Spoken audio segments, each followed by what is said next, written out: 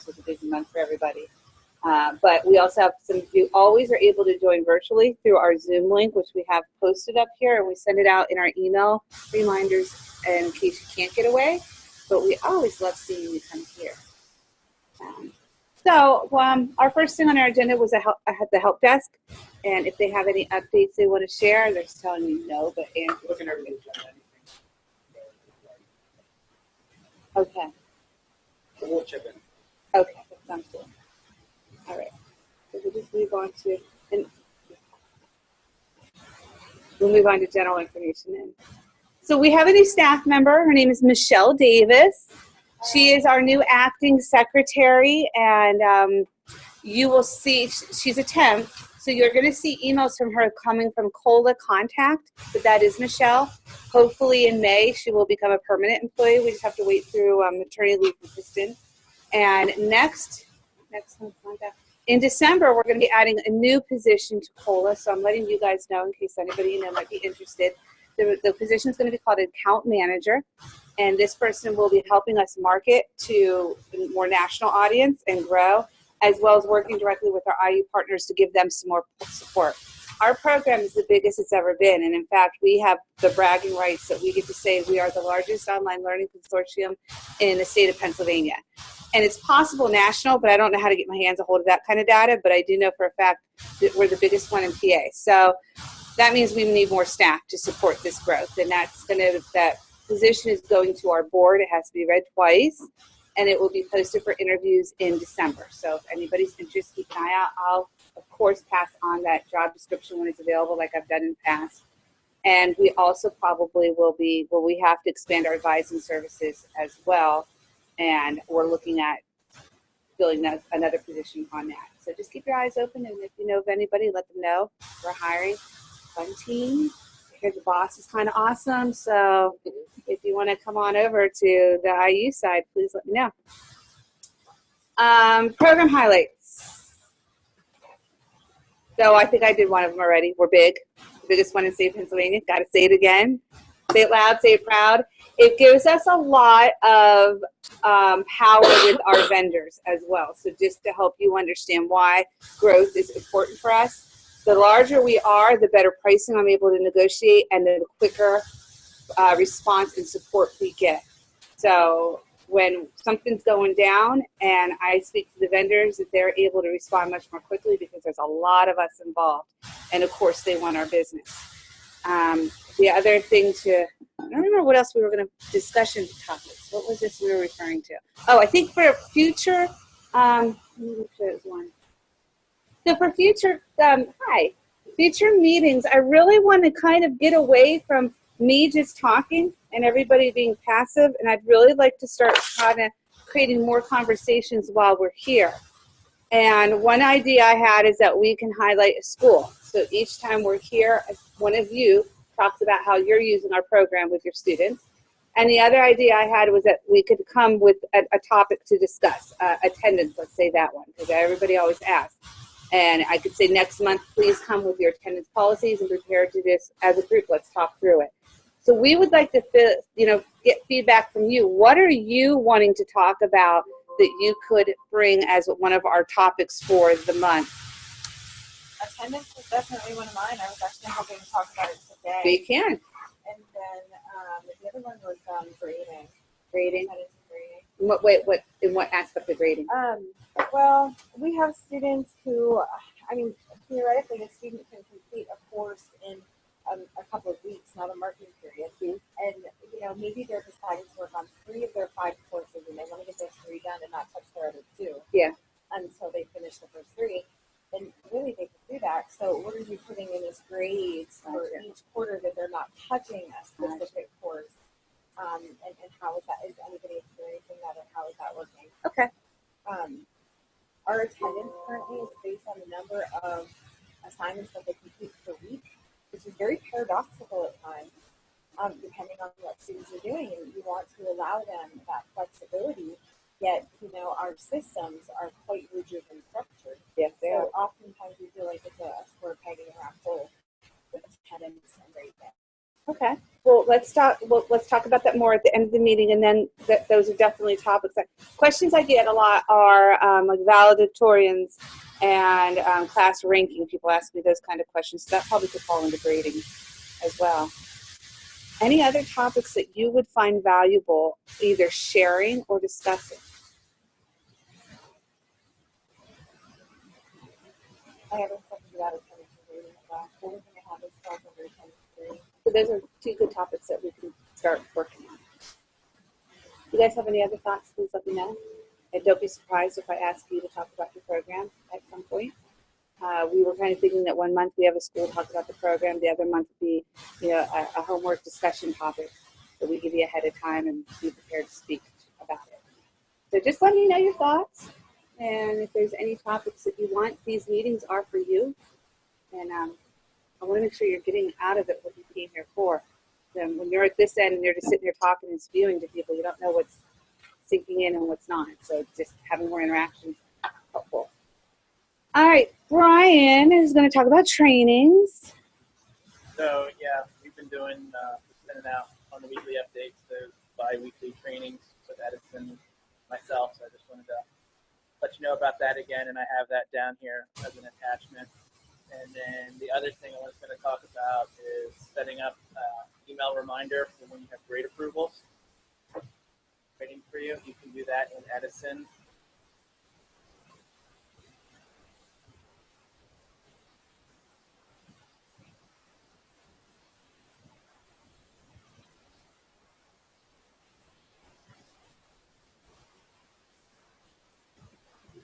While he's doing that, our next webinar Zoom training is November 6th, and it will focus on student management, email features, and communications. Brian and I sat down and also worked with the help desk in Edison to identify these topics, and we feel that there's something that you definitely can benefit from. We are recording them, but we're just trying to do everything we can to reach out and help you run the program and give you more support. We know that when Brian sits down with you for the first time, it's information in, information out. It's hard to retain everything. So these mini trainings are an effort to keep that information fresh in front of you. If you guys have topics you want us to cover, let us know. We have more past December. We just wanted to kind of see what by December, we figured by then we'd have more topics, but we have it planned out for the year, but we wanted just to leave it a little bit more flexible. I'm going back to setting up that auto request. Can you tell me what I would use this for? This is if you're an advisor. So I use this.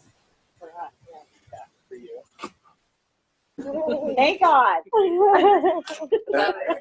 If you don't have Feel free to shout out your praise. I'm going to tell you that right now.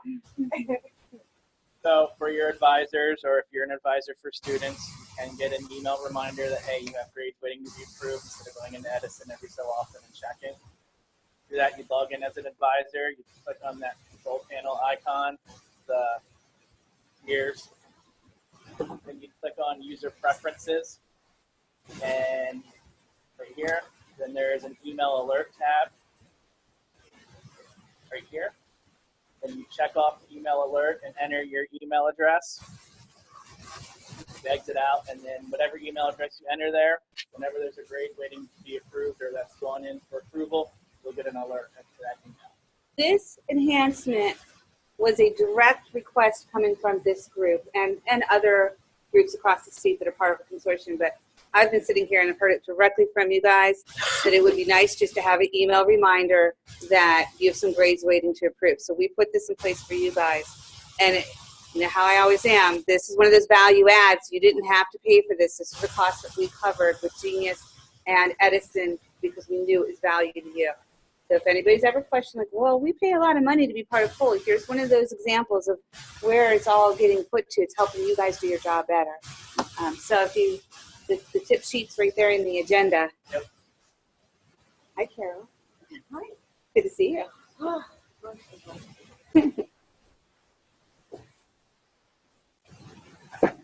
Anything else? Yeah, so please, if there's something that you want to have training on, let us know. We will add it to our list of trainings. Again, we really want you to come. We know you're busy and it's hard to find time, but we felt if we give you the schedule ahead of time, you can start blocking that off. And please come to these trainings. They're for you, and we feel they're pretty relevant. Yeah. Like a place that we could go and get the recording so you don't have to bug Brian every time we want to do it. Do we have that in a house anywhere? How about we work on that? Maybe Zendesk? Yeah, we can do that for you. Yeah. I mean, You I can bug Brian, him. I can bug Brian too, Yeah. but you know. But yeah, it would be nice to have a repository. That used to be our wiki, and we just got rid of the wiki because it wasn't being used. So we moved everything over to the Zendesk. So we'll work with Andrew on that. That's a good question. You said you got rid of the wiki, but I went to it. Well, it's there. We're just not updating it. Okay, Yeah. that's what I noticed. We're going to eliminate it soon, eventually, but yeah. Handbook. I think there's a handbook on there. Yeah, exactly. Right, yeah. there is. Yeah, that's what I'm saying. A lot Like of things from what we were learning after working with the help desk more closely over the last couple of years, we were replicating the same information in two spots. They were building out a student help area in Zendesk and district help area in Zendesk specific to CAOLA, and we were also updating a wiki, and that's just redundant. Like, why are we doing so much work? So we have stopped using a wiki. We really should turn it off since, like you said, there's handbooks from 2012. And the Zendesk has these, you can see the icons that will say CAOLA student, right? District support. Yeah. /parent. Yeah, everything that's ever on the wiki's in there, and it's up to date, and videos. The orientation videos are in there. Yeah. And speaking of videos, we are working with the help desk to create a parent orientation video that starts a parent in Genius and takes them through to the different vendors that we use, because we know that would be helpful for at least some parents that will watch it.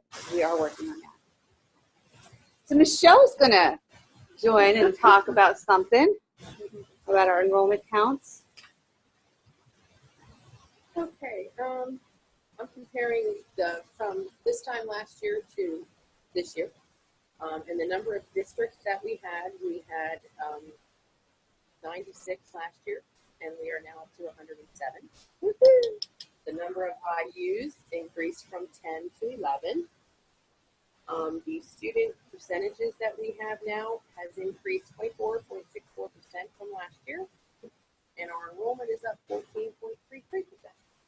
So we're doing pretty good. Yeah. Yeah. Very proud.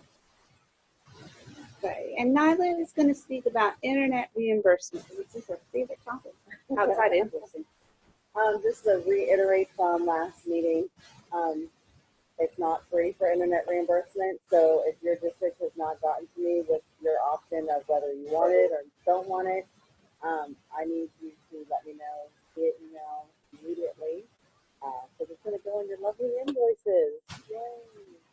That's when you'll hear from us. Yeah. No, you'll hear from them after the invoice has been finalized. Not. What will happen is I'll send it to them and they'll go, what's this? I'll be like, this is what I asked you about 3 weeks ago. So that's when you hear from us. I know we didn't get back to you, but I can't wait. I don't think that you guys are, though. Huh? I don't think that you were using us for internet. We were, Oh. but not a lot Little of do our I know. parents were taking advantage of it. Once we went from just we give you the money, so you have to fill out a form and send it in. Yeah. Then you were doing. Yeah. But That's why we have forms. It's not because we need them. It's to make parents have to do an extra step that if they want it, they need to prove. Yeah, exactly. Because we had kids who remember way back that were getting reimbursement, didn't have internet. Yep. They're going to grandma's house or the library. Yeah, that was a long time ago. Yeah. Yeah. So please let Nyla know, and invoicing should be done very, very shortly now. We had a delay on Edison's end. The data they gave us was very, very full of errors that an astronomical amount. It was a little insane. So it's taken my team a little bit longer than normal to sift through all that. But as of this morning, they're starting to put the final invoices into Dropbox and sharing with you. So you'll get a first quarter invoice that is all of June, all of July, all of August. And the only exception would be Central Dauphin, who you've already gotten your summer school, so your invoice will look a little different. Right. So just keep that in mind. Our second quarter is all of September, all of October, all of November, and we'll be working on that one mid-December, but because we have a Christmas break in there, that one won't get done until January when we when we're back. How great! But yeah, they'll be coming to you very, very shortly. Okay, EAEF 18. Okay, this says registration's open now, but it's not quite. I've reviewed our, as an IU, we switched to a different registration site. Last year we used Cvent, this year we're using Eventforce. Our whole IU is switched, and we have a person that's helping us get this up and running, and we're still tweaking it. Her and I just sat down this morning, and we found some areas that we want to just be very clear. I would say that registration is going to be open probably within the next 3 days, not counting the weekend. So you're either going to see me sending out an email tomorrow, Monday, or Tuesday-ish.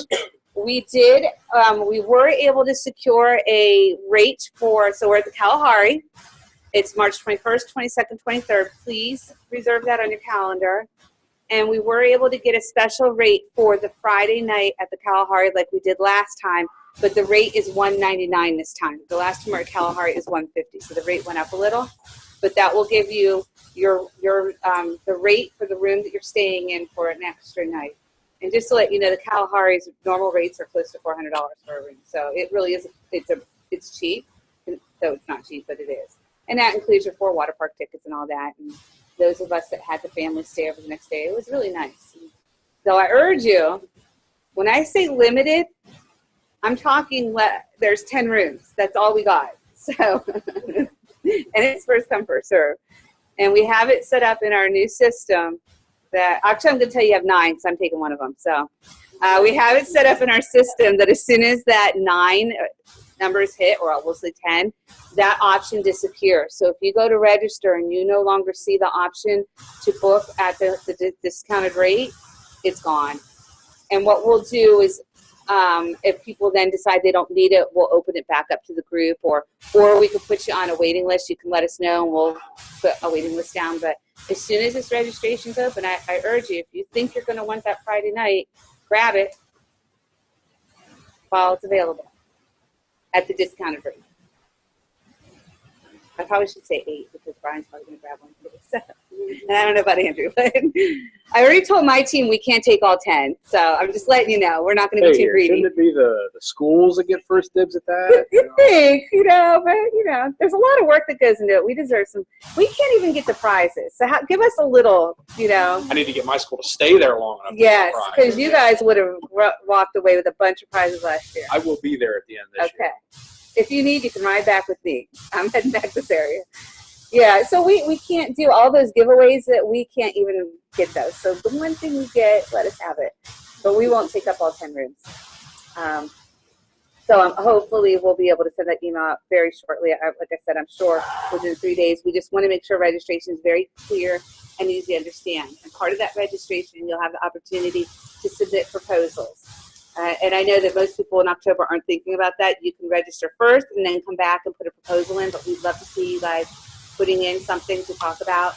As long as it's related to CAOLA in some capacity, you're welcome to submit a proposal. And especially if it's something you think that will benefit the large group, where, at least anticipating 150 people or more there, like always. So, and it's districts from all over the state that are in different levels of being in our program. So some of you, like Rick, has been at it since the beginning, and Luke, you same as well. And there's other districts that are brand new this year.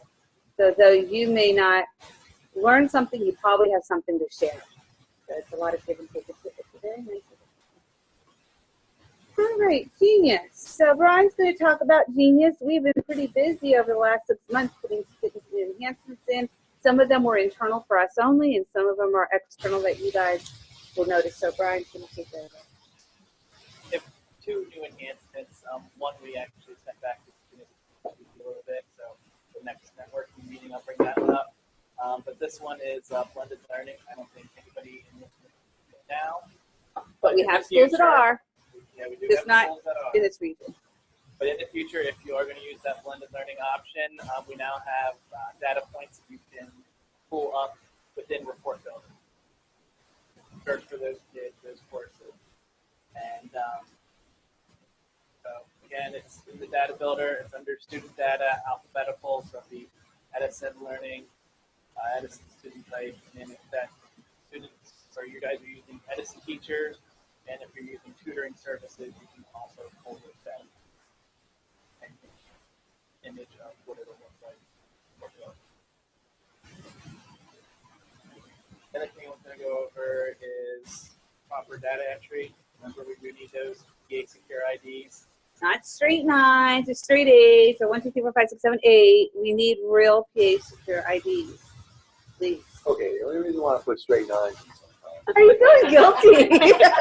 Well, there are some kids I know in there that have straight 9s because the bottom line is they want me to register these kids before they're actually active in our power school. I don't know what their PA secure ID is, and I got to put it in there to register them. So that way, Feeling guilty. it's a reminder for me. At some point, I should go back and put Okay, the well, real here's one your in. reminder. Here's what we I do have with it. students with straight 9s. The reason why, there's 2 reasons why we're asking for PA secure ID. And if those of you know, we didn't always do this. 1, 2 years ago, the state came to me and said, we want data on your program. And I'm like, oh, well, we don't collect PA secure ID, so we can't do that. So hence why we're doing it. And 2, this then allows us here to compare students that are taking online courses to how they're doing in the state assessment. So we are doing direct correlation of a full-time online learner or a learner in 3rd grade math that's online. How did they do in the 3rd grade PSSA? We are comparing that data. We can't do that without PA secure ID. And that's really important because then I take that data, and if I'm seeing trends that the middle school students aren't doing well on the assessments, we even can, just like you guys can at the district level, we can narrow it down to learning objects, and I can take that to the vendors and say, we're seeing overwhelming students not being able to master this concept in the curriculum, so they can then update their curriculum. So that's why we need the PA secure IDs, and I know it's a pain, but please try and get that in there. And Michelle, were you guys said it's going to take this on? Or was it Nyla? Nyla's going to get back-end access as well, but it's easier if you just have it right from on your end, have it in there. I know that we have a way of running reports to look at invalid PA secure IDs, because Kristen needs to do that in the past, so she might be contacting them like, hey, Let me know, because I put in straight 2. Because that's exactly what happened. and your program's so small. That's fantastic. Thanks, I know. Carol. So I'm thinking sometimes maybe I miss putting one. Here, there's hundreds of students, that's all. Nice.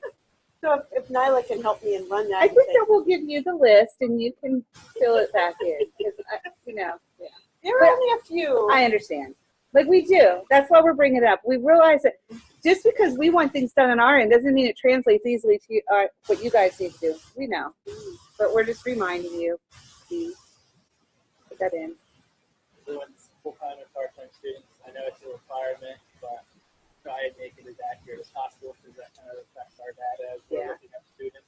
And we saw that 2 schools this time had marked their full-time and part-time wrong, and that affected those end-of-year reports that I sent out a couple weeks ago.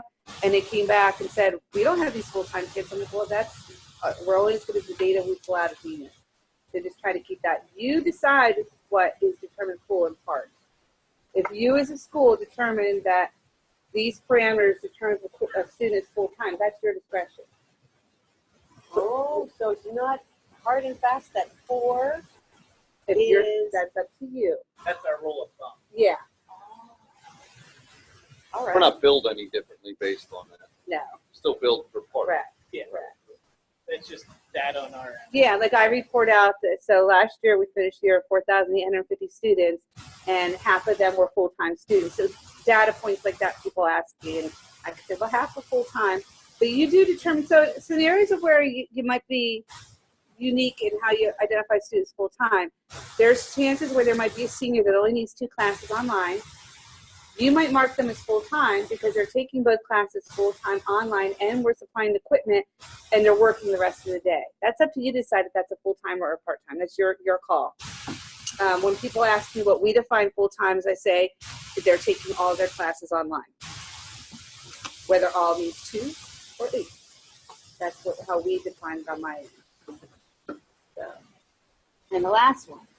Last one's backdating. We've been noticing the schools enrolling students, so they would create the student day and then backdate their enrollment to the 9th of October. So we can't have that because it screws up with our invoicing. Here's what happened. And somebody, and I don't think it was our region, I think it was a different IU, but we just locked it down for everybody. Somebody enrolled a student on September 8th, but then backdated their start date to August 26th. Well, August 26th is a quarter one invoice. September 8th is a quarter two. So we had these kids that were really wonky on our invoice, and hence why it took a little longer to get done as well. So we've locked it down. You can't backdate. Your start date is your start date. Now you can forward date it. The student, you can enroll the student today, but they don't start till March. That's fine, but you can't backdate. And we're not even sure why anybody would do that. Does anybody have reasons why?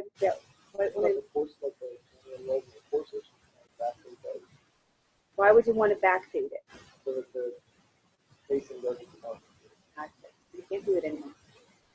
Yeah. Well, I missed my grade class, so I like this. So I guess that one. I don't understand that one. Well, if the kid starts like in September, so you're saying I backdated to the end of August, then I no longer have a grade drop. True. Yeah. Yeah, well, that's what we were trying to figure out. Why would anybody need to backdate? And we couldn't figure out the reasoning behind it other than pacing. The margins are. Yeah, that's what we were thinking, is maybe it was But if you put pacing. the end date in of November 3rd, the pacing will just be more. They'll just have to complete more lessons per day Yeah. to get down with that pacing. Yeah, so I apologize, but we can't backdate anymore. When it starts messing with money, we have to stop it, because it was causing problems, and Edison was thoroughly confused as well, and so we can't backdate anymore. Sorry, I don't think we caught that you guys did. So maybe that'll be in the next invoice. Heads up, take a look at Middletown. Okay, oh, we got it. Okay. Well, no more Luke. Cut off. Sorry. It's funny, these little things pop up that we think that we have all the little instances of invoicing locked down, and then something like that pops up this many years later. We just didn't, it was never caught before. Okay, what time is it? All right, let me know when Johnny gets on. He's supposed to come on at 1:30. Yeah. So we met with Edison yesterday. I don't know how many guys have the controlling issue. It is fixed in Edison, but it would need to deploy it during downtime. So that we're just waiting until another. Is it fixed in all the courses, including the ones that Edison outsources to that other company and everything? Make sure that. So there, in sometime in November, that was due.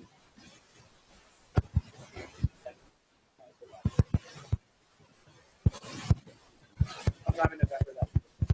The better.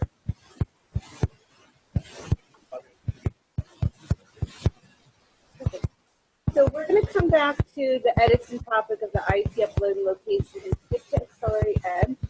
I've asked Jonathan Schmalzbach to join us. He's joining us via Zoom to show you some new things that Accelerate Ed has been instituted this year. I personally think you're going to be happy to hear this.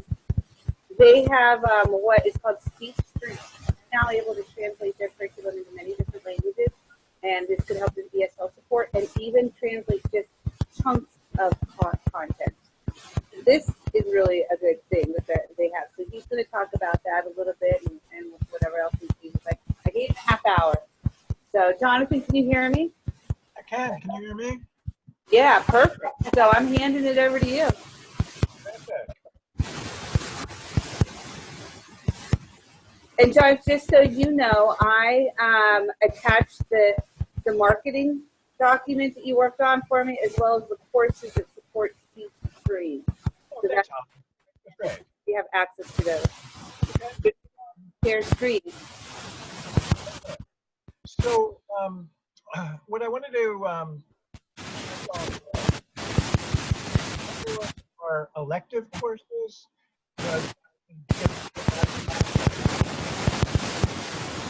Jonathan, you're going to need to call in. Your audio is still not working quite right. Okay, I'm going to call in.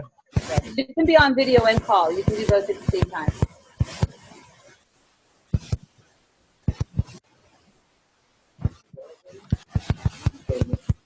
Cut it up. The wheels of steel.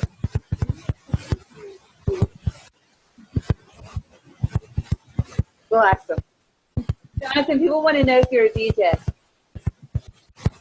Well, I wish I was a DJ.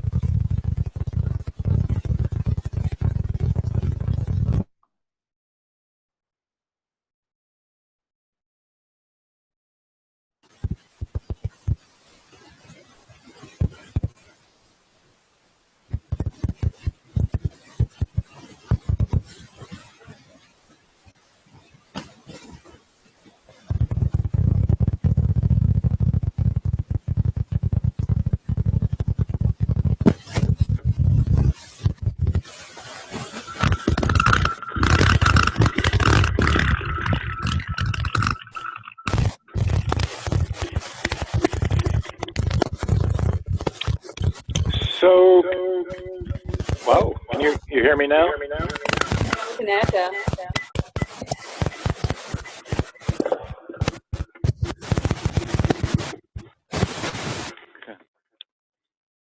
How about now? Still an echo.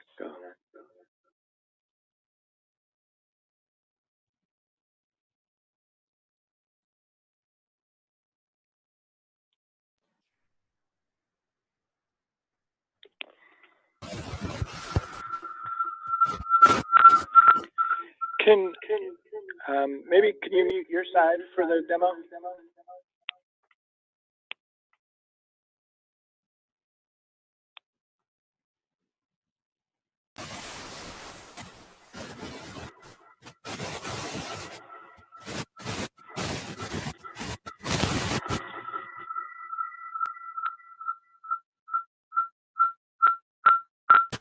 Turn off your speakers. I think it's your computer giving the feedback.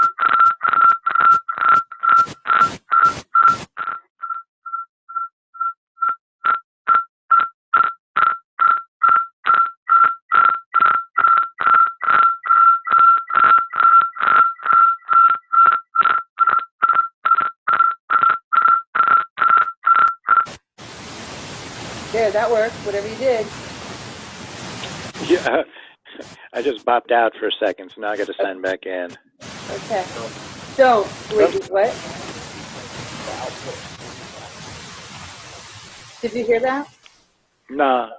You can log back in, but you need to mute the speakers on your laptop. Okay.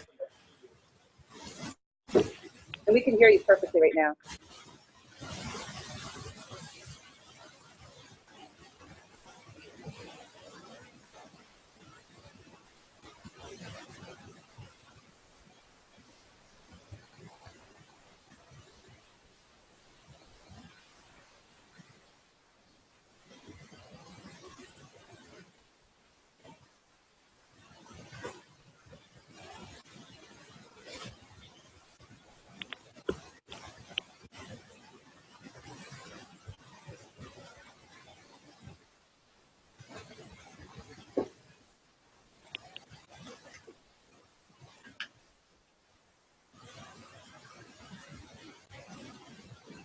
Still logging back in.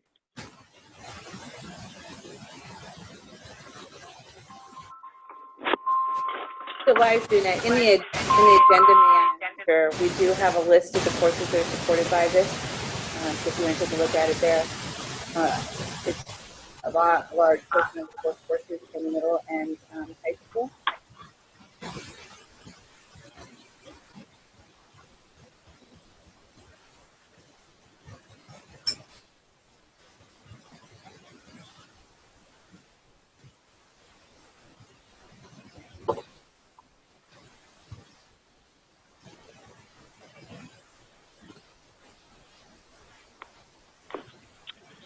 Okay.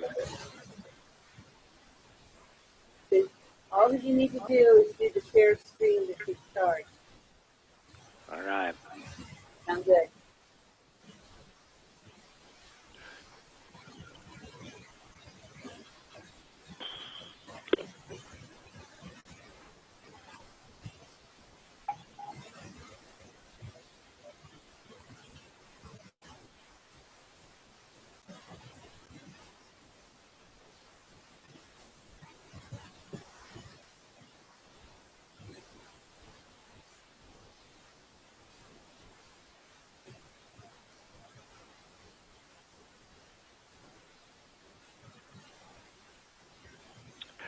Okay, can everyone see my screen?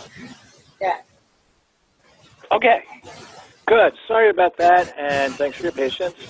So what I want to do is show you a few things today. Holly mentioned before that we have some really cool and useful new tools. These are called SpeechStream, and that's a translator into the SpeechStream can translate into 30 languages, as well as it can also read the screen in English. I'll be showing you what that is. And then also be showing you a note-taking tool as well that we have. So, but what I wanted to start with a couple of electives is we've been working really, really hard on our electives. We've added over 30 new ones to our catalog. And most importantly, they are in our system form with all the rest of our courses.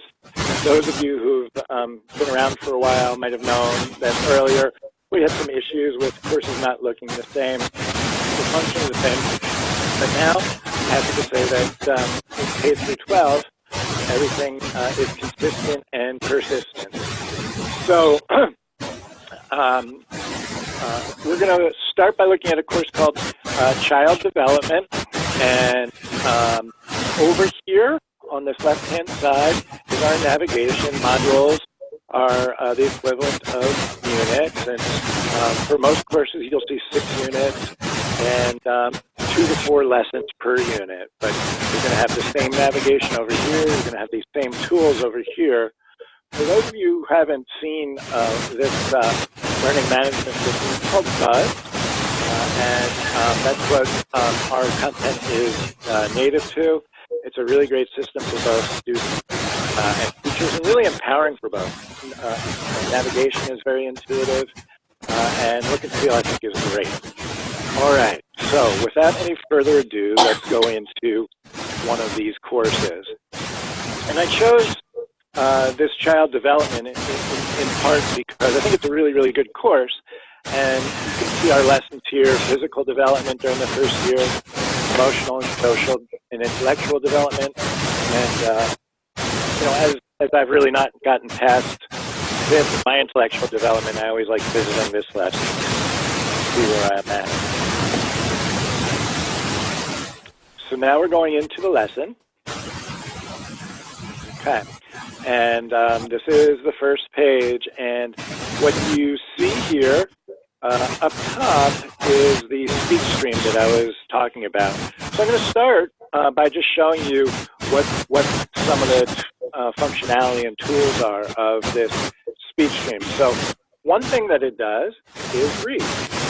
So if you all have any below basic, below proficient, ESL, ELL students, just an amazing scaffolding tool that will actually read passages, full pages, or what have you to the student. So we just highlight what we want read, go back up to that button, and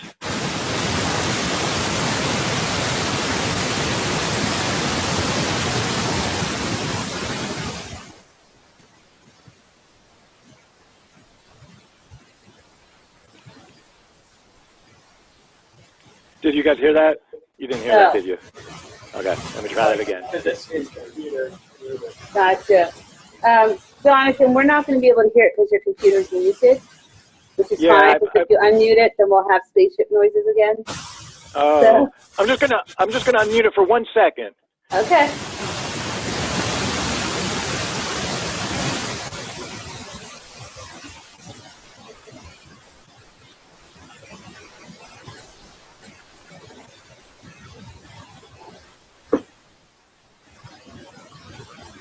Distinguish between emotional, social, and intellectual development.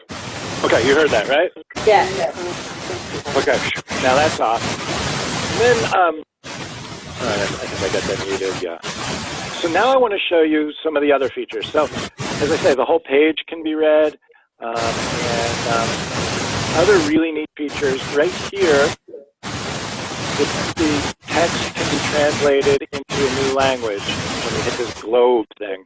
So all I have to do is pick a line, our default language is Spanish, but we actually have 30 languages that we can translate into. So here's what happened. The wrong one.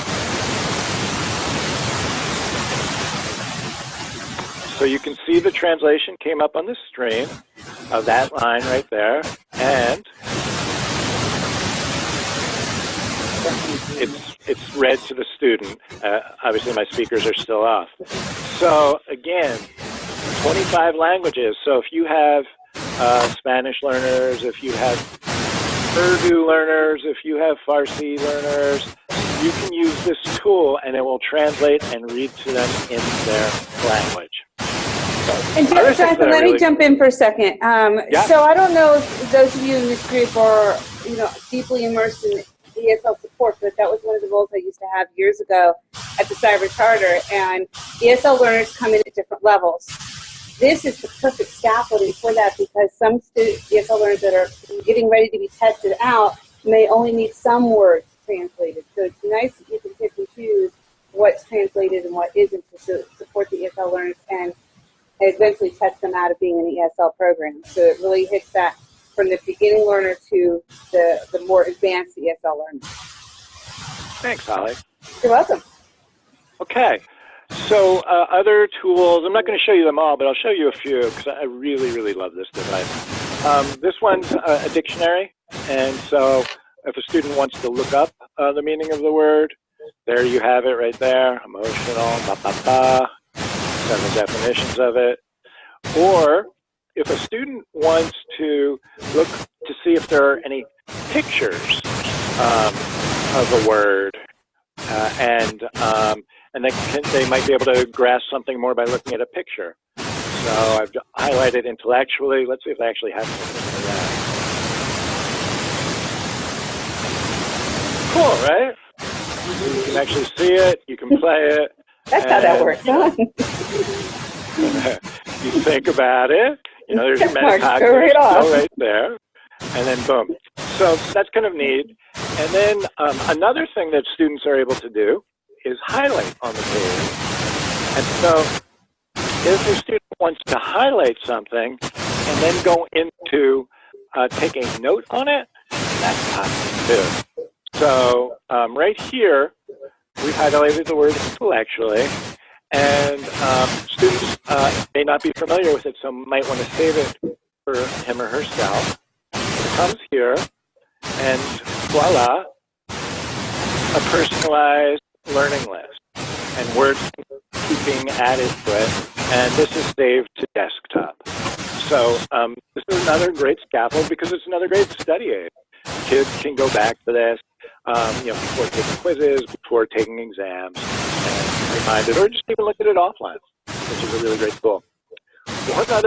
One other thing I really like here is this tool called the Mask tool. So some people find it easier just to focus on what they're reading, so you can actually just do it line by line like that, and that's kind of a nice route. So to review, we have a translation tool. We have we have the speech tool. We have a translation tool, a dictionary tool, a Pictionary tool. I didn't show you, but we have a sticky note tool, and the ability to take notes and the ability to map the page. But again, just to reemphasize what Holly was saying, the ability to hear is just such a great scaffold, and especially if the students are listening and reading at the same time. And really what I like about, one of the other things I like about it is when you're using that tool, it actually shows and highlights each word that's as it's being read. So students will get a better grasp of obviously what they're reading. So before I move on to show you some more of this course, any questions about this tool? Oh, by the way, once a student has actually marked up a page, next time that student comes on the page, this will appear. All their things will appear. So, any questions about the screen reader tool? Jonathan, for the tool that you were showing where it can highlight or you only view a line at a time, is that window adjustable? Yep. Absolutely. You can do as much as you want or as little as you want. Absolutely. Okay. So I'm going to a new unit here into the emotional and social development from 1 to 3. And what you'll see is we're loading into the Learning Objects page, all of their parallel play. These are the words the students have to know for their exam, keywords. But we'll just go into this. So how many folks on the call are parents? A lot of us. Okay. Let's just leave it at that. So did this happen to any of you as parents? Up to now, Raymond's been an easy daisy. Now his favorite word is no. Right? Did that ever happen to you? Not at all. My kids are easy. Never, right? So again, this is a child development class. So what do we know about some of our students, many of our students? But they're already parents, or they're going to be parents, or they'll soon to be parents. It's a really useful course, right, with really practical and important information. So anyway, what is going on with Raymond, and why what's all this about the terrible twos? And then we talk about the social and emotional development. And one of the things, too, that I think is really compelling about this course, just things to note, a page like this, you'll see there's not a lot of reading on it. It looks interesting, right? You kind of like want to click on all these things to see what these kiddos are thinking, right? So you can, right? And here at 2 years, children freely express love and affection, not as much as we might like. They sometimes feel overwhelmed. Anyway, so it's a really nice way to explore child emotions in the ages of 1 and 3. And then a scenario. Hey, tantrums. Not that any of our kids have tantrums, but what do you do when a child has a tantrum? And here are ways that our writers have addressed that. Next to this is socialization. So I'm not going to click on all these, but these are all clickable. But it talks about how, like, when you're the real little wee one, you look at your other friend as like another toy, another object, and then how play becomes more sophisticated. I'll just do one here. And this guy is bummed because he didn't think he was getting a fair shake on the play. Smartness. So you can also see, by looking at this, that even though each page may not have a lot of text on it, there's still a lot of information. And another way that we present information is we really chunk it up. So we never want students to come on a page and say, "Oh, too much reading, I'm not doing it." The goal really is to either have them clicking and doing something, or really come to a page like this, and go, "Oh, this looks kind of interesting," and I'll come along for the ride, basically. So this one's obviously talking about intellectual activities. You can see there's a lot of information, and never a lot at once, so the students won't get overwhelmed. Now we have a chance for the students to check their understanding. This is non-graded, so basically it's like, hey, did I get it or not? It's just like the teacher in the classroom seeing if the students are really starting to get it. So we'll ask several questions in there, and then we review. Here we're reviewing how speech develops. And then finally, one more lesson review.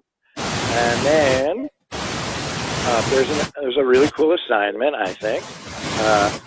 Here it's a discussion assignment that they would post. But why do you think this age group has such a hard time with rules? What do you think is difficult? So it's really on point. The assignment's on point. the students can see what they're graded on, and that's the discussion. That's followed by a quiz, and the quiz will be a 4-question quiz right there, and that's at the end of every module. There's a 10-question exam. So any module that you would go into will look the same as this one, right? As this one I was just in. So here, you see that you got your 2 lessons, and you got your quizzes after each lesson. So when I talk about each course is consistent and persistent, that's what I mean. And you can see the same thing. Here's the keywords. Here's our text-to-speech bar, and I'm not going to go through this whole one right here, but you can see it's going to look the same. This one's on physical development between the ages of 4 to 6. This one had a really fun assignment. Check that out. So what Jonathan is letting you know is that over the years we've been partners with CAOLA for many, many years.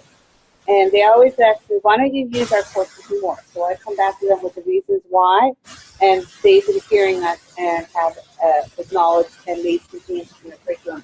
That there is a consistent number of lessons, number of units. I remember in the past that one course might have 58 lessons and one might have 35, and it's very hard for you to manage attendance based on that. So they have streamlined that into a consistent number of lessons. And they will have NCAA certification in the fall, our next school year. And that was a big hurdle as well. So that will be taken care of. Thanks, Holly. Yeah, exactly. So we brought over, in the last semester, 101 new semesters in our form, which was a lot, and we're going to continue to do that as well. Anyway, a nice assignment here about whether kiddos should be watching TV or not. And what we do is we make a nice box for the students to enter all their answers in as they're going through this graded assignment right here. And then we also link to authentic educational or government sources that are free from advertising, but will help the students as they go through these questions. So I gotta say, I wish my kid would watch TV. That way I know she wouldn't want to, right? So, yeah, she can watch whatever she wants. Anyhow, I editorialize. So that's what our child development course looks like. I'm just going to go to one other one, and so you can just see what they are. Hey, Holly, how many folks are familiar with Buzz? One. That's it. You're the one. One, and then the staff here. Alrighty, cool. So anyway, one of the nice things from Buzz is I think it's besides being a really useful learning management system and intuitive, it's also very pretty. So I'm actually signed in as a teacher right now, and these are all the courses that I'm teaching. And as a teacher, I can do a lot of personalization, and like even on all these courses, I'm allowed to pick the tiles that sit on top of them. I know it's a little thing, but it makes me feel good. And kids can do the same thing. Their dashboard's going to look somewhat similar to this as well. But theirs is going to say, hey, this is what's due today. Here's what you've just gotten back from your teacher over here on the to-do thing. So that's what that looks like. So let's check out graphic design, which I think is another really terrific elective that we have. And this elective is actually good for late middle school to high school students. So again, you see the same thing, the 6 modules, and I'm not going to go through this whole lesson, but you can see this one has a few more lessons and assignments in it. But again, by and large, the same rhythm. And this is really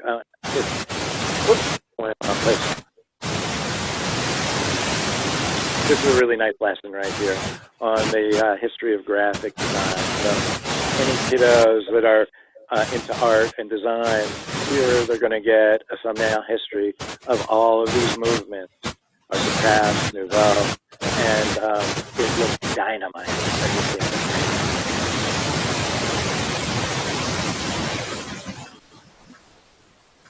Okay, so now we're talking about graphic design, what it is. Often you'll see in our courses a question at the bottom of the page. It's non-graded, but again, this would be like a question that the teacher might ask in a classroom for understanding. So here, why is public feedback so important? And then we'll give the answer. Here, we're talking about formats of design. Can you believe it? This is 3 nanometers. Incredible. And then it's a graphic design. And now the lesson goes into the history of the design. So this is what design looked like in the Victorian era. They had a couple of years to the early modern era. And you can see that the students, I think it's a visually compelling page, just a page that's easy to read. And while I'm here, I just want to point out one, these all, you can get bigger as well. I just want to point out one other thing. I showed you one way that the students can take notes up here using the speech-to-text tool. But another way that the students can make notes is over here. You've seen this persistent on all of our pages. So let's just say a student wants to take a note. So clicks yes, and now the screenshot is going to come up, and this is what the student sees now. And the student can take notes either by writing, if they just click on to that tool right there. They can type their notes right here, or they can actually speak their notes. But just for expedition, we'll just pretend we're writing up this page, right? And you can do that, you can do letters, that kind of thing.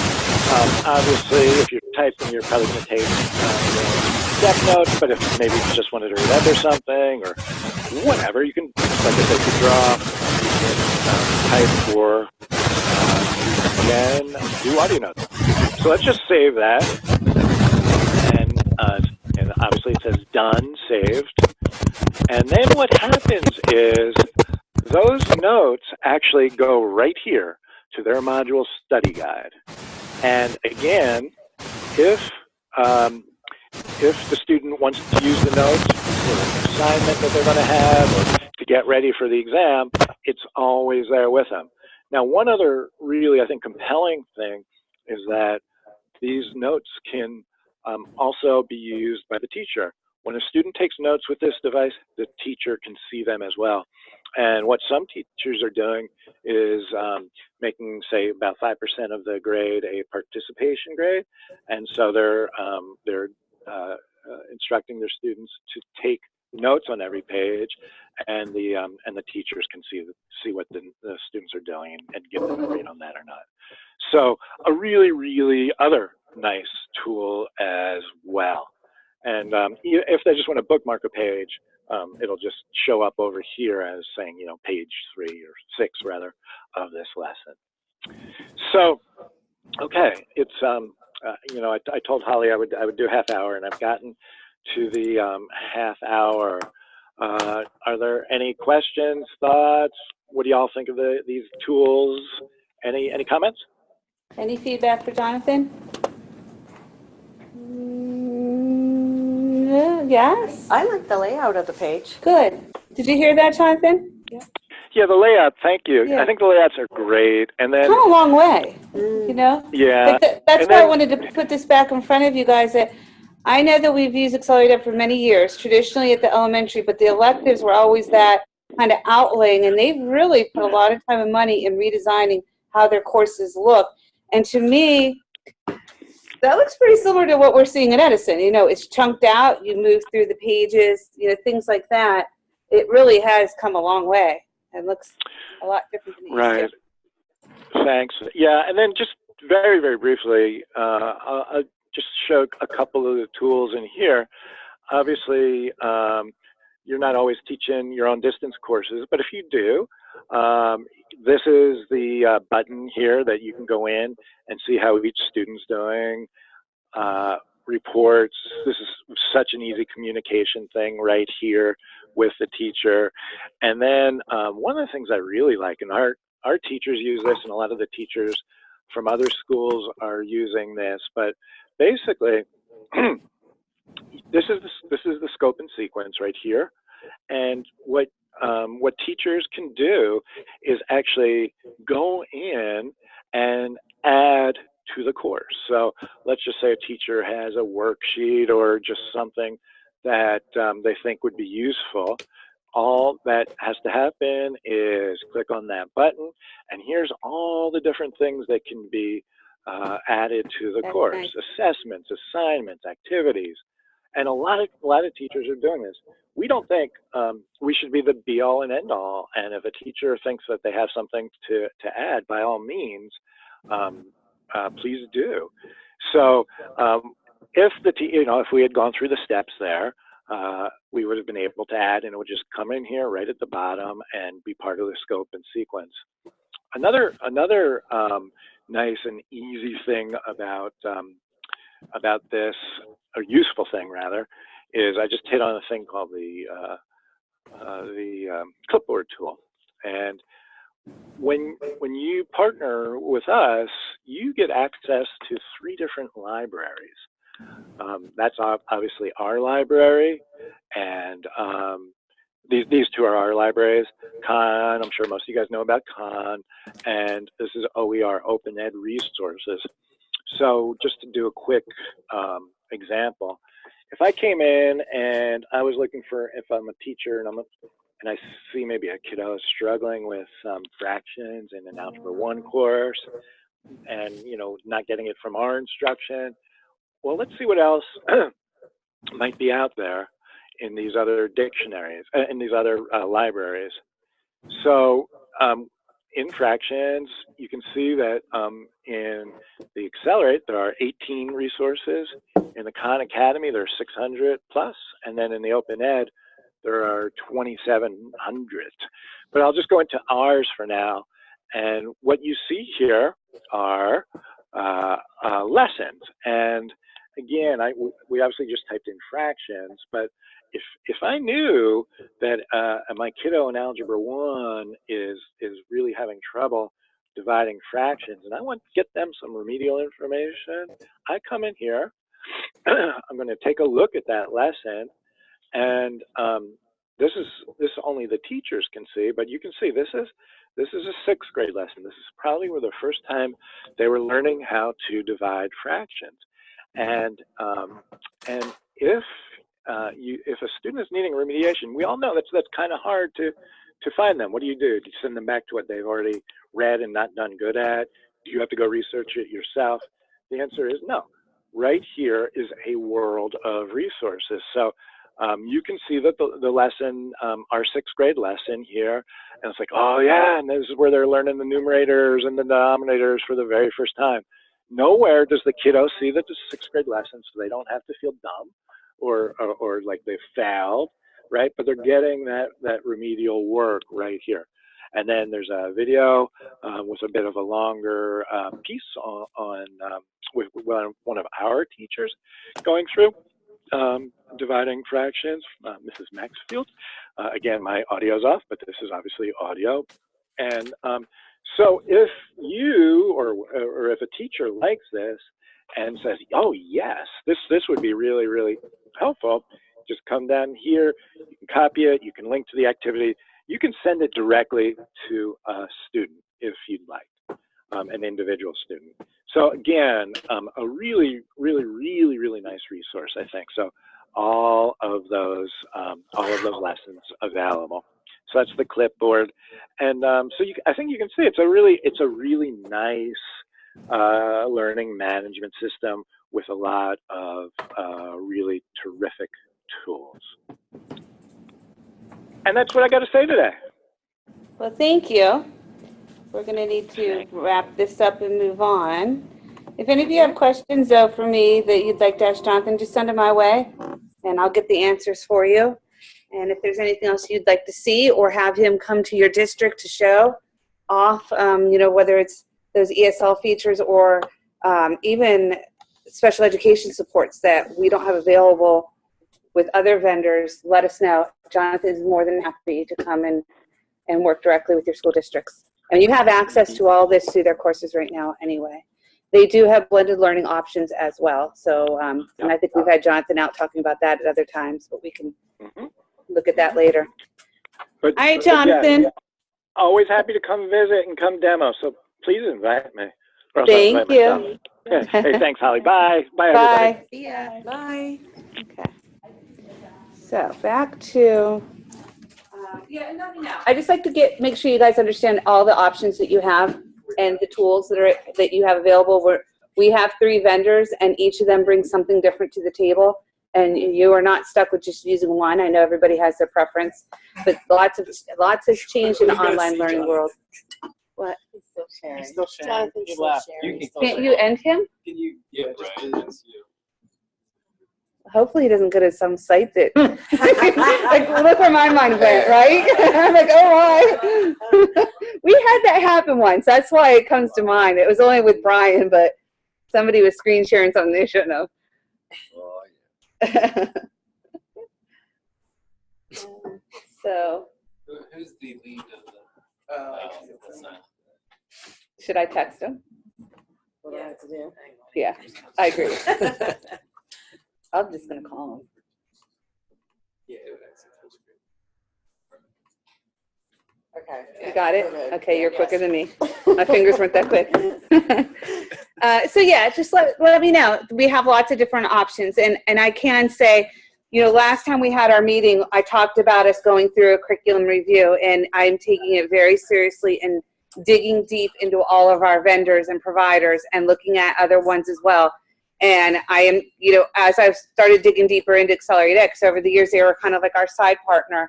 I'm starting to see some stuff that I'm really impressed with. They've made a lot of changes. So let me know. I'll keep you updated on the curriculum review. Right now, we're still working through round 1 of selecting vendors and stuff. But next time we meet in November, I may have updates, but definitely by December. Just depends on when the meetings fall.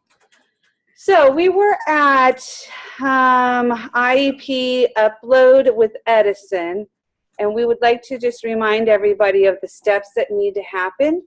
And we've changed, some steps have changed and evolved as we've had more and more students have IEPs. We've worked with Edison to make that as easy as possible. So Brian, you want to talk about that? Yeah, so we did send out those IEP snapshots that Edison filled out and sent back to the teachers. But you can see if those IEP snapshots have been uploaded by simply going to the student's notes, and then you can see accommodation snapshot. So that way you know that the teacher got it, and that note is there for you to know, to see, to make sure that everything's being followed. Remember, it's under notes. It's under notes. We're emphasizing because we had a school not in our region very confused and thought there were some IEP violations going on, but they're right there. So. Does everybody know what we're talking about with the IEP snapshot? Okay, good. If not, talk to Brian. Yeah, and then in Accelerate Ed, there's a form you fill out, and the form looks like this. You just fill it out, and then you can attach the IEP here and hit submit, and then that'll go to the teacher that way instead of sending it directly to the teacher in Accelerate Ed.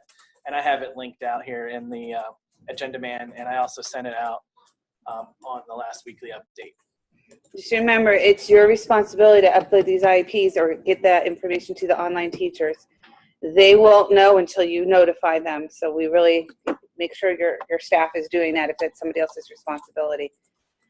So why don't we move on to questions and answers? And I know Jen had some that she voiced earlier. I just have one that I want to kind of get out of the way. And we had a school in IU13. Well, first of all, Edison has been noticing that some NCAA kickbacks lately, and we haven't really had any over the years. When they do, I get involved, and it's usually NCAA just wanting more clarification. But we're seeing more and more. And Edison courses are NCAA certified. There's no question about that. Where the challenge comes in is how it's being identified on the school's end. And the latest one that I got this week, I have no idea what NCAA is talking about or the school.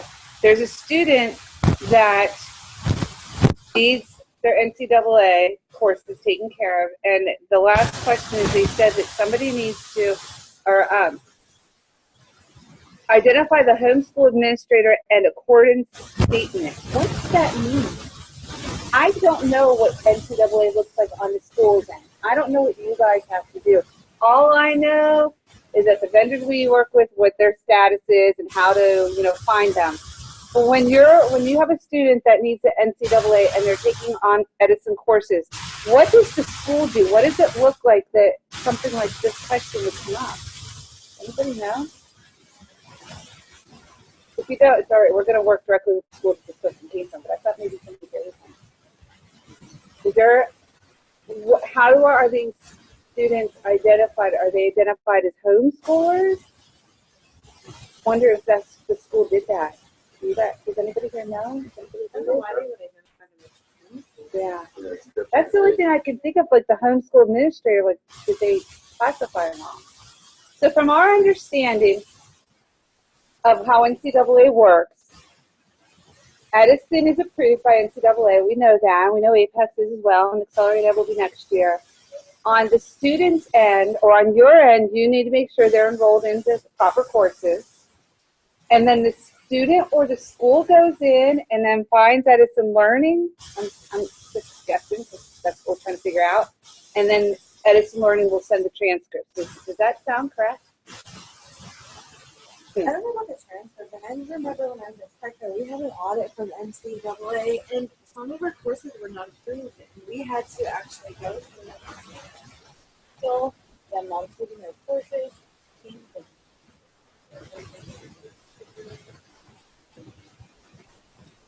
Our end, like at that point in time, we just had to make sure that the secondary that the courses Is there Edison is already certified. They are. And all of their courses are certified. I'm not certain. Does the student have to do something on their end? That's the part that was new to me. I thought this was all done between schools, and NCAA. I didn't know the student was supposed to log in and do something. The student needs to register with the NCAA. And is there a drop down where they pick Edison Learning at any point? I don't know. Maybe this would be a good topic, because one of those things to do. My guidance counselor actually brought it up and asked if our courses were in. They are. But Only Edison competency based and honors. Not foundation. Not foundation. Please be very careful with that. That's how we treat it today. Yeah. That we say, is the student intending to do this NCAA? If not, then they can take that. So I think that, and what we're doing, the one school that got the kickback, I already connected Edison up with, and I'm like, look, you need to talk to the school. I don't know. This isn't anything that I don't know this part. We're just trying to figure out why this got kicked back and why we're seeing more of them, because Edison courses are NCAA. We think that it's on the school and how they're listing. We still have schools that list them as CAOLA courses. And then NCAA is going to kick it back because I'm not registered, and I don't need to be. They're not my courses. The vendors are registered. So we think it's something happens at school level. I thought I'd throw it out to the group, but Our guidance office takes care of all the transcript stuff, so that'd be a question that they might be able to answer. yeah. Of course, it goes in. Yeah. Yeah. Yep. I know you guys do that too. Does anybody here put them in as online courses? Do you know? Have you had any problems? Not that I know, but totally covered. I would know if you did too, because it always goes. I'm the one that knows the most about NCAA, so it always comes to me. I don't remember you guys having any problems. All right. We'll figure this out. It sounds like it's isolated. So, Jen, you came with some questions. Why don't you go ahead and start? They're And that's like scenario specific questions. So really they come down to the topics of grading. So, for example, how are you calculating a quarter grade when you have a semester? So if the student is taking the course at the end of the quarter, so they have a 85, you're putting an 85 in there. But then at the end of the going back and putting in, if they get a higher grade, then we get some going back and putting in a higher grade. We're averaging them. The part one and part two. What do you guys do? When I asked our guidance, there's more guidance, I guess, but when I asked ours about like the, the age people expect stuff like that their semester and quarters broken down, we just typically wait till the end of the semester. So on their report card for the quarter, when it's just blank. How many of you just do blank? Then it looks like everybody. Jared, do you remember what you did? I didn't need to be to the high school, so we'll give them some slack.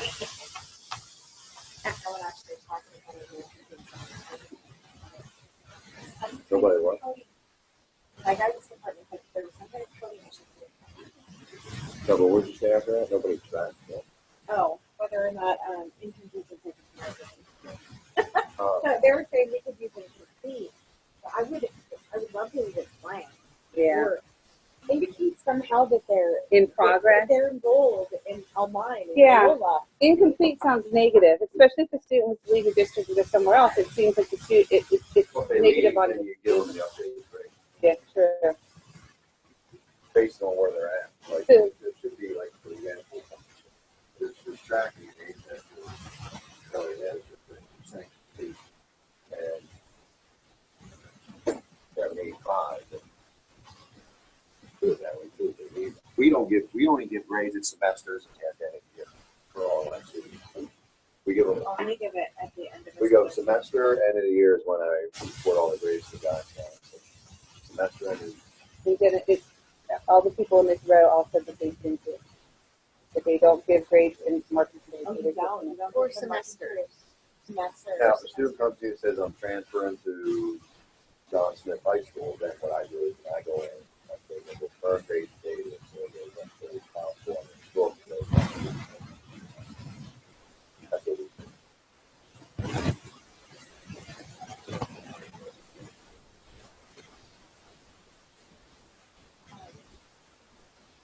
What do you do for students who like travel and go on vacation and whatnot? And what, as far as attendance is concerned, if you have students on a vacation, not counting them absent has been an issue for us. Because our absenteeism policy is based on how many assignments they complete for the week. That's the last note you guys. Well, 24 hours. 7 days a week. So they have to keep working. So if they go on vacation, they have to work. They probably don't tell me. Yeah.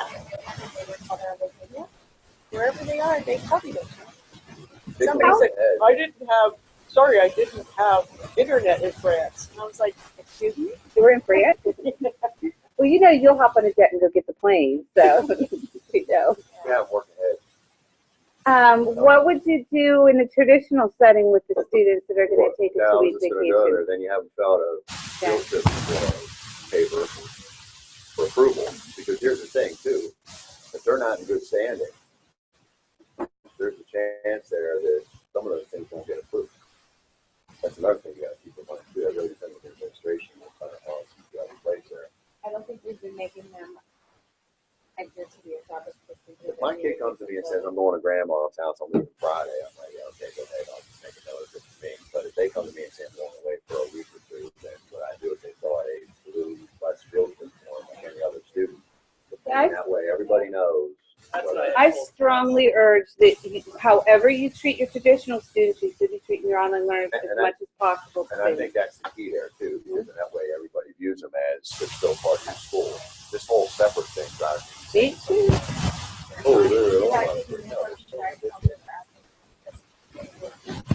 Yes. In your office. But in some cases, it just doesn't apply. So, those are two really good ideas. When I say work ahead, too, like we use days of the market period. There's a minimum, but we also use days of the market period. So if it's day 30 of the market period, they're on less than 30, but they're on schedule. They're on 35, they're on about 5 lessons ahead. But we always use the minimum of 5 lessons per class in the time frame. Our time frame is a little bit different than those, but regardless, it's 5 lessons per class in the time frame. It's the minimum. Now, I won't mark them absent, though, if they are where they're supposed to be in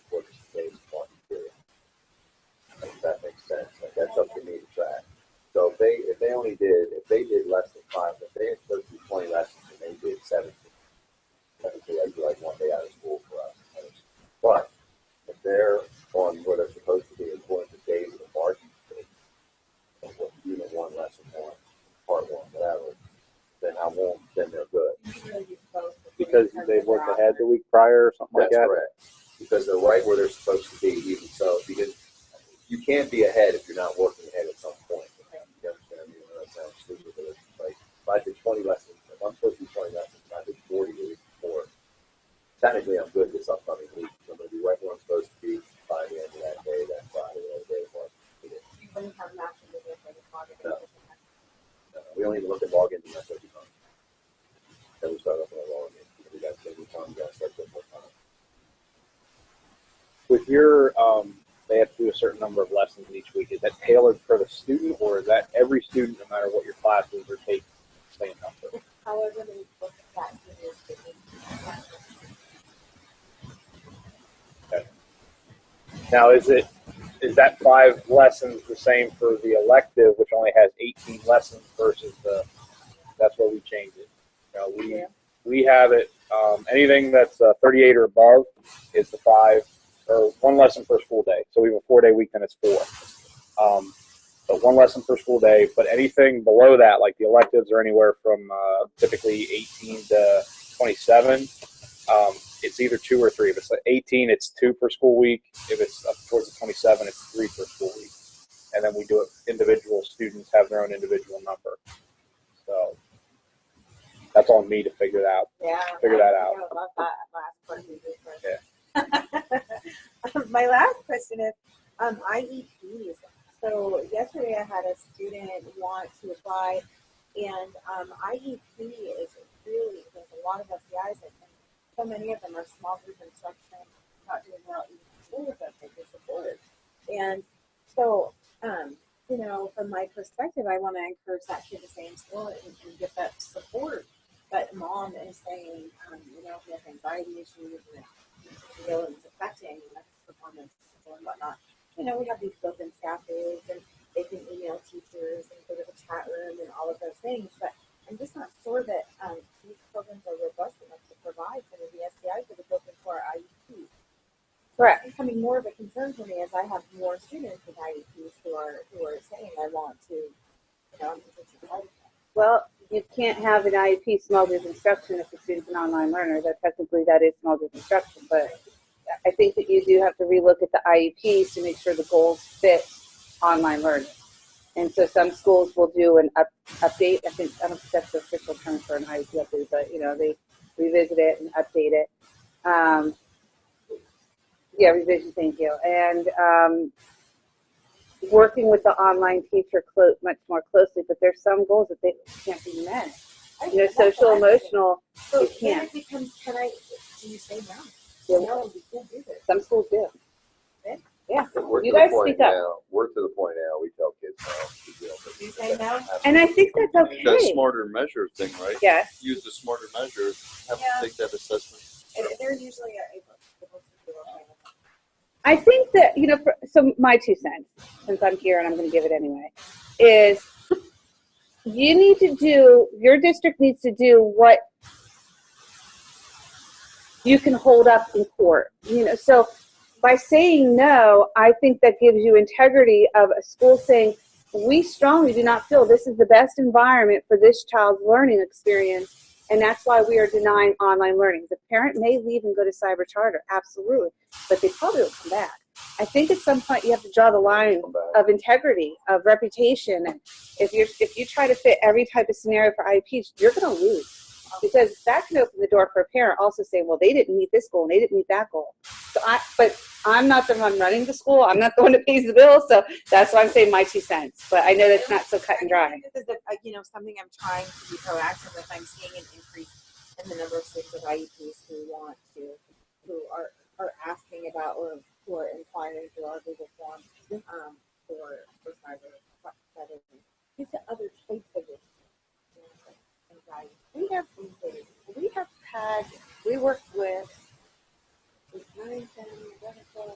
14 different counselors in the middle and the high schools, and certain schools place the students on the counselors saying, you know, we approve of this student being on. He has all these issues. He has an IEP, but we have to have him on.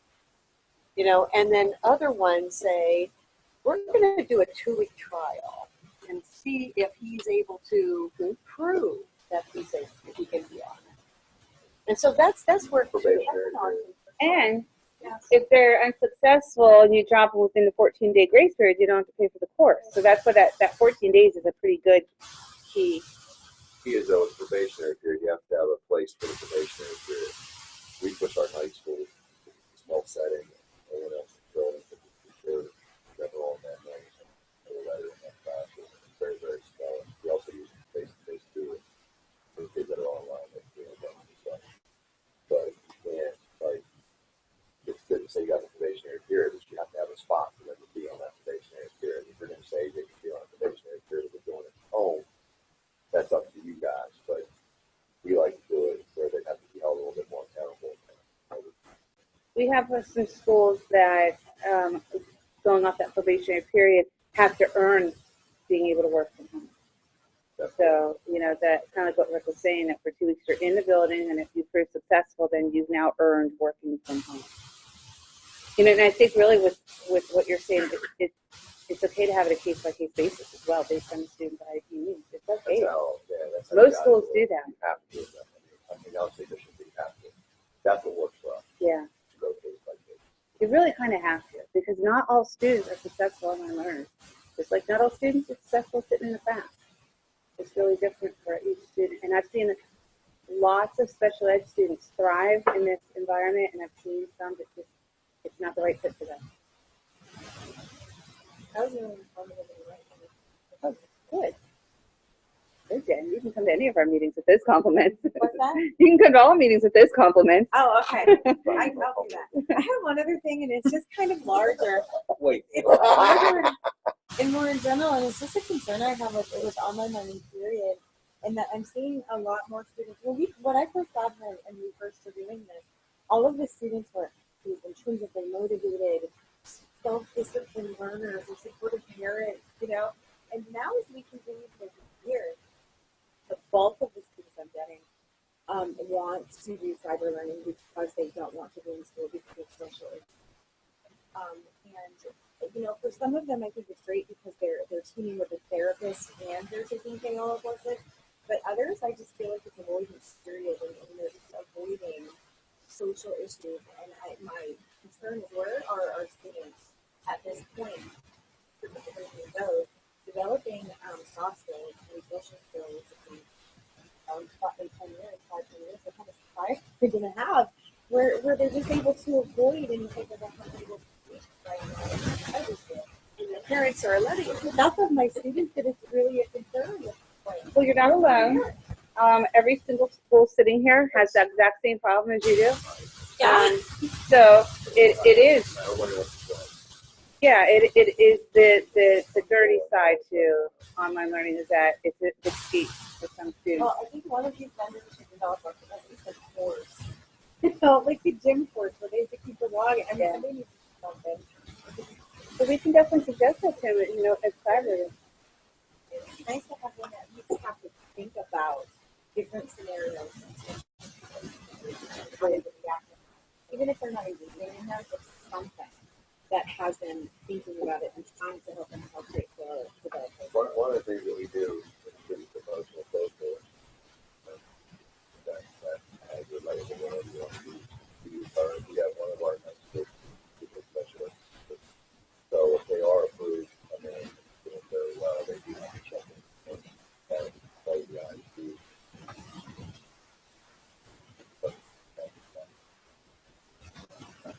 Walking in the hallway,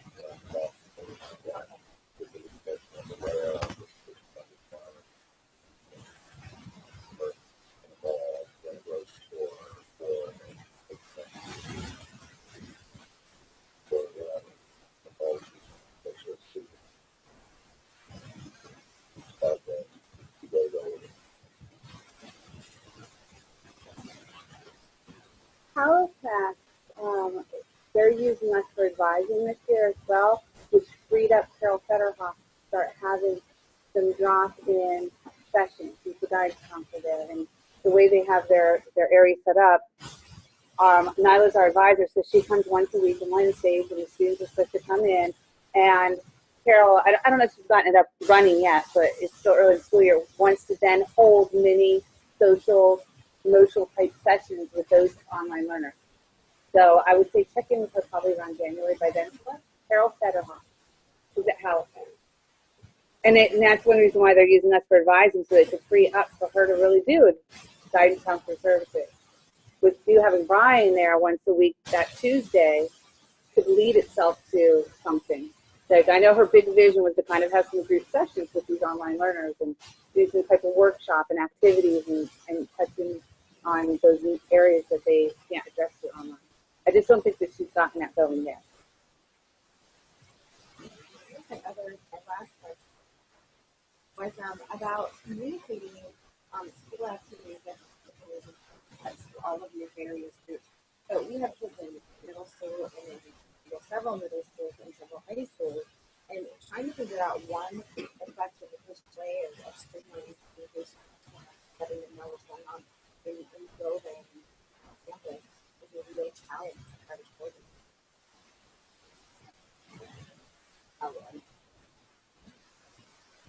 Well, I used to be really good at updating my calendar on upcoming events like that. Suck at it. So what I do is I try and, like homecoming coming up, so I try and message them with themselves as far as that out. So I help them encourage them, that from that school website to get on time, to go to LDS.org, front up some time, so I encourage them to put that on. The kids know to check your website and Facebook. There's they said, I know what's going on. A lot of people suggest it's online. Online or CAOLA too.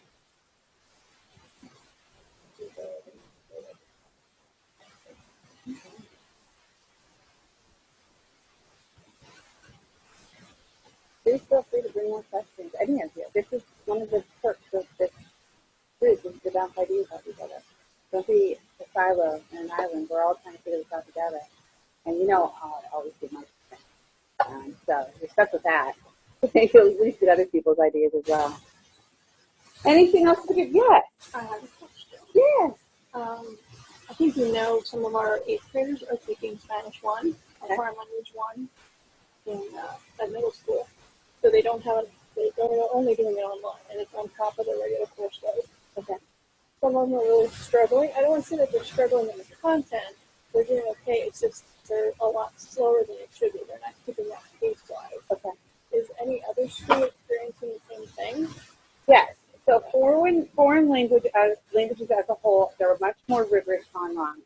And over the years, we've repeatedly heard of some schools saying, well, we adjust how many parts they need to take. So we have schools that take part 1, 2, and 3 and count that as a full year out of the 3 campaign. Yeah. We do it Yeah, and you're not the only one.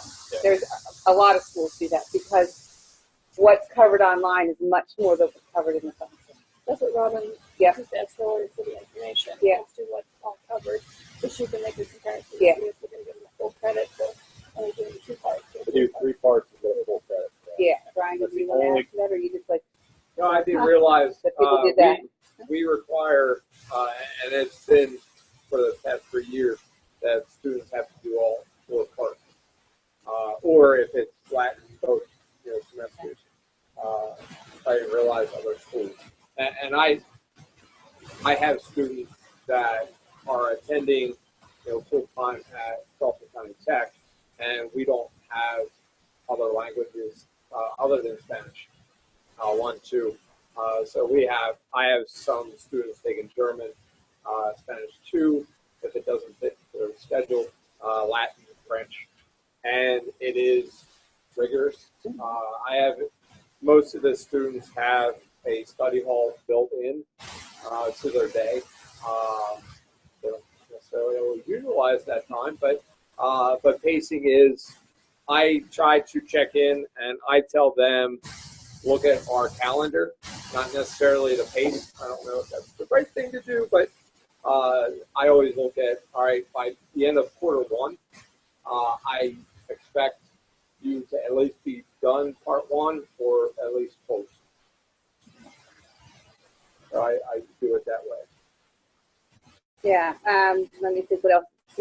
heard of. Students really struggle when they've had, let's say, Spanish 1 in a traditional classroom and then Spanish 2 online. It does not align exactly. Going back to that level of rigor, the online courses are much harder. And yeah, and we've had some schools say that the French 4 online is college level French, according to that district. I don't want to water down our curriculum, so I'm very glad it's rigorous, but at least you have the flexibility then to kind of adjust it out. And you know, the reality of foreign language too is there aren't any standards, so principals and those that supervise teachers have a hard time knowing if they're teaching rigorous content. So therefore, there's a lot of wiggle room of what is covered in the classroom and scope and sequence of how do those administrators know that they're covering the appropriate amount. Do they? Yeah. But I don't think they have PA standards. Or, I don't know. I guess I should look into it before I say something.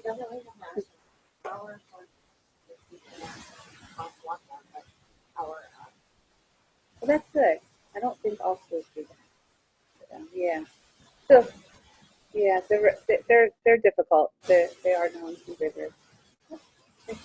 Yeah. Carol Lopez, I know you have something. Right? I just want some courses for parents. Yeah. Don't we all? We have Parenting 101. This is a year where I had so many students, so many 12th graders last summer fail because they have 2 jobs and they have other lives and they have other focus areas. So, you know, so I have, of my 74 kids I have online, 35 of them are seniors for second time. So that is really frustrating because I call their house and I get a parent who is sleeping, wakes up and I said, I want to talk to so-and-so. Well, they're not here. Where are they? I don't know. Yeah. He's 17. Yeah. I don't have to care. You know, it's like, these are your children. I know. I don't have any courses for that. Okay, sorry. I don't know if they go can on create and on any. about this because, yeah, it's very frustrating this year because we have so many seniors. Yeah. And therefore we have a lot of part. Any other questions for the group? All right. Well, thanks for coming. We'll see you next month in November. Yeah.